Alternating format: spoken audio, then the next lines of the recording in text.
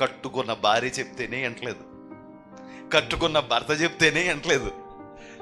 కని పెంచి పెద్దవాళ్ళుగా చేసిన తల్లిదండ్రులు వద్దురా మనకు మతం వద్దు అంటే, అయితే మీరే వద్దు. నీకు ఆస్తివో పోనే, నీకు ఉద్యోగం అయిపోనే, నీకు పెళ్ళే చేయం అయిపోనే, ఇన్ని వదులుకున్నా వాడికి ఆఫ్టర్ ఆల్ గా నువ్వు మార్చేస్తావా? ఏమన్నా మార్చేస్తావు?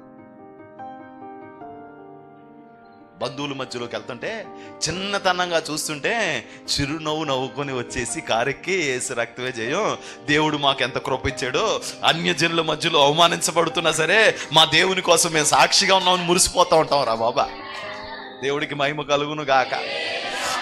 200-300 కిలోమీటర్లు ప్రయాణం చేసి అక్కడికి వెళ్ళిన తర్వాత వాళ్ళ ఎటకారాలన్నీ చూసి మీరు భోంచేరు కదా, మీరు భోంచేరు కదా అని ఎటకారింతుంటే ఆ ఎటకారాల మధ్యలో కూడా కూర్చుని వాళ్ళలో ఒక్కొక్క డైలాగ్ అంటుంటే కూడా అది కూడా ఏదో ఎంజాయ్ చేసినట్టు ఫీల్ అయిపోయి, దేవానికి స్తోత్రం, ఇంత కృప నాకు ఇచ్చినందుకు, నన్ను సజీవ సాక్షిగా ఉంచినందుకు నీ స్తోత్రాలని చెప్పుకుంటా